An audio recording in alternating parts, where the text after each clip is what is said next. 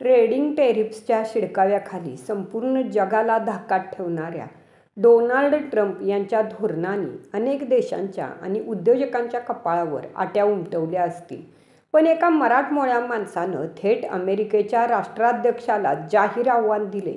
ही कथा आहे मिरज तालुक्यातील कसबे डिग्रज या मातीत जन्मलेल्या आणि अमेरिकेच्या संसदेत पोचलेल्या डॉक्टर श्रीधर ठाणेदार यांची, ज्यांनी आपल्या स्वकर्तृत्वावर, स्वतःच्या बळावर स्वप्न म्हणजे काय याचा अर्थच नव्याने परिभाषित केलाय. श्रीधर ठाणेकर यांची कथा पाहण्याअगोदर बोलहटके न्यूज क्रिएशन या आपल्या यूट्यूब चॅनेलला सबस्क्राईब करा आणि व्हिडिओ आवडला तर लाईक करा. कसबे डिग्रज या गावचा इतिहास अजूनही काळजाला भिडतो, जिथं औरंगजेबाच्या साम्राज्याला हादरवणारे विठोजीराव चव्हाण यांचं शौर्य अजूनही दगडांमधून बोलतं. अशा या पराक्रमी भूमीत जन्मलेला ठाणेदार, ज्यांचं बालपण सांगलीच्या गणपती मंदिराजवळ व्यापारी घरात गेलं, जिथं त्यांच्या आजोबांनी तांदळाच्या व्यापारातून घर सांभाळलं. पुढं वडिलांच्या नोकरीनिमित्त त्यांनी बेळगाव गाठलं आणि शिक्षणासाठी मुंबई, मग थेट अमेरिकेची स्वप्नभूमी.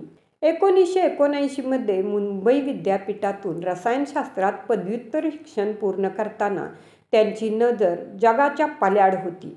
अमेरिकेतील ॲक्रॉन विद्यापीठात PhD साठी प्रवेश घेताना त्यांच्याबरोबर होता फक्त आत्मविश्वास आणि आभाळा एवढी स्वप्न.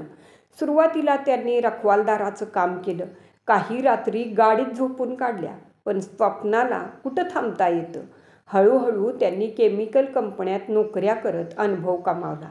एका कंपनीच्या मालकानं त्यांच्यावर विश्वास ठेवून संपूर्ण कंपनी त्यांच्या हातात सोपवली आणि हे ध्येयवादी मराठी मन त्या कंपनीला 500 कोटीवरून थेट 5,000 कोटीपर्यंत घेऊन गेलं.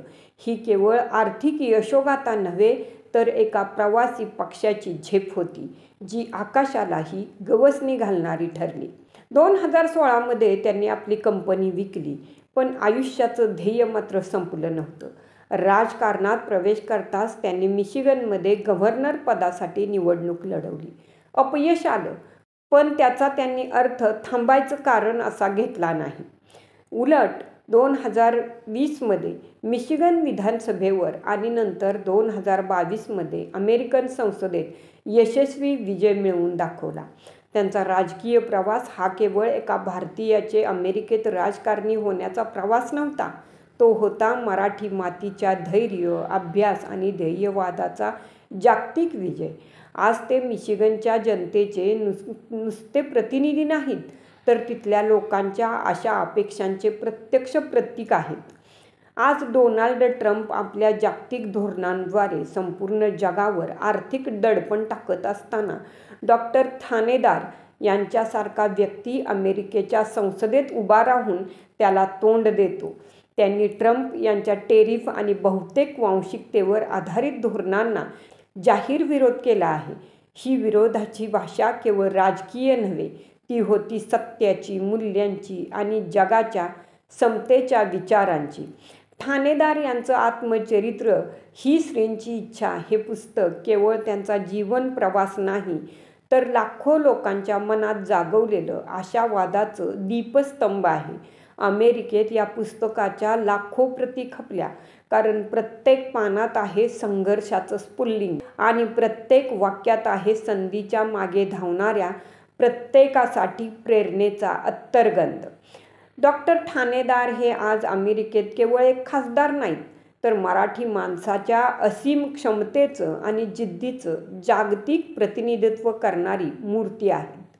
त्यांच्या रूपानं कसबे डिग्रजच्या मातीतलं तेज अमेरिकेच्या संसदेत झळकते आणि जगालाच सांगून टाकते, मराठी माणूस जर ठरवलं तर आभाळही त्याचं मर्यादा ठरतं.